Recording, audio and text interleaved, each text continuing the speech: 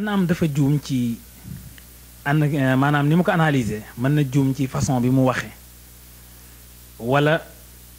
peut-être dafa xamul ndax man bu ma koy tontu d'abord damay dellu ci référence bi nga xam ni moom lay wax ni ci lay référé muy Cheikh Ahmad Bamba di suñu maam ñun ñëpp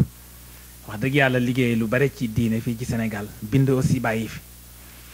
moom mosul posé problème mu nit ku ñuul ak nit bu weex parce que gëmul problème mu po ndax dafa gëm ni li nit di gënee moroomam nekkul ci der boo delloo ci ay mbindam am na fu muy wax naan an nafu wa durru min arrahmani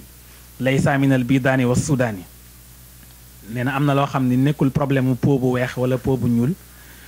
waaye problème mu ngëneel la rek kon kenn mënul jariñ wala nga lor ku dul yàlla subhanahu wa taala à travers écriture am yi mu bind aussi jëmale ko ci turux suufiye yi mën naa ci joxe ñaari référence bu njëkk bi mi ngi ci masalikul jinaan wax na ni waxuma kuy yëngu ci tariqa waxuma kuy yëngu ci jamaatul islamiya waaye képp koo xam ni gémmiñam mi ngi wax baatu laa ilaha illallah xaraam na ci jullit pour mu noonu ko loolu benn la mu ni nag waxuma nag par rapport ak ñi nga xam ne maa ngi ñoom ñoo bokk mission mu cité Seydina Cheikh Ahmed Tijani tuuti cité itam Seyd Cheikh Abdul Xaadir il Jaylaani boo delloo ci beneen bindam aussi wax na ci lu bare am na fu muy wax naan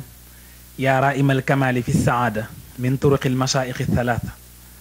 tariqatu al imaami al jiili wa sanusi xaaiti tafdili thumma abil abbaasi faqri al kummali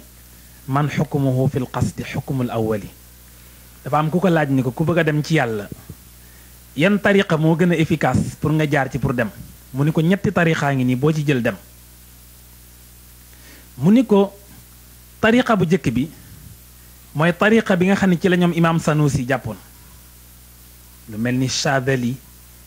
ak yoon bi ñoom Xasanul Basri ñoom imaam Ar-Rifaa'i ñoom imaam Ath-Thawri jàppoon mu ni ko boobu ku ci jàpp raw mu ni ko bu ñaareel bi ku mu neex nga jàpp ci tariqatul qaadiriya ci Cheikh Abdul Xaadir il Jaylaani porté woon tariqa boobu waaye mu ni ko nag gaañe lañ mais cheikh du seen morom summa abil abbaasi faqril kummali man xukmuhu fi l qasdi xukmul awali waxuma naw gim na woon Seydina Cheikh ci cëram ci wilaayam ci xam-xamam ci jikkoom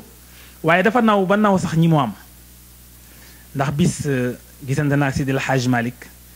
ni ko damay dégg rimaax boobu Seex al Hajj Omar def ci jawahirul maani xani moom moo protégé jawahir damay dégg téere bi te mësuma ko gis mu sàkku ci Maodo pour mu abal ko téere bi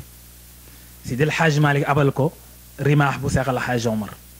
mu fanaanoo ko liir ci guddi gi ba bët set mais gis na ci xeeti anwaar xeeti may xeeti mawaahib yoo xam ni yéem na ko ba mu xëyee mu def ci bayit ni waman yurit nayla anwaarin wa maarifatin fala yufaariq rimaa cheikhana omara Cheikh Ahmad Bamba moo ko wax ku bëgg leeru ñaari kër yi te mooy àdduna ak àllaaxira bul teqali ko teg mukk rimaax bu Seex al Hajj Omar bindante naag Maodo daanañ demalante daanañ dikkalante kon problème mu tariqa posé wul mais Saliou Samb peut-être bëgguma woon sax cité turam waaye li mu def indiscipline la xam nga tey damay sax lancer appel autorités yi nekk ci dëkk bi jiite politique gu dëkk bi yenn yi faaw ñu ci jël ay mesures xam nga tey bu doon sur le plan politique bu nit defee trouble l'ordre public loo xam ne dafay yëngal dundinu penc mi dañ koy jàpp parce que mën na jur fitna mais li gën a sensible ci réew mi te ñu war ko wattu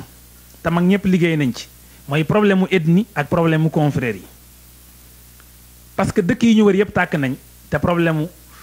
ethnie moo ko taal Sénégal nag li gën a sensible mooy problème mu tariqa kon boobu war nañ ci def très attention te tariqa yi duñu ay ennemis mais li Serigne Cheikh waxoon ni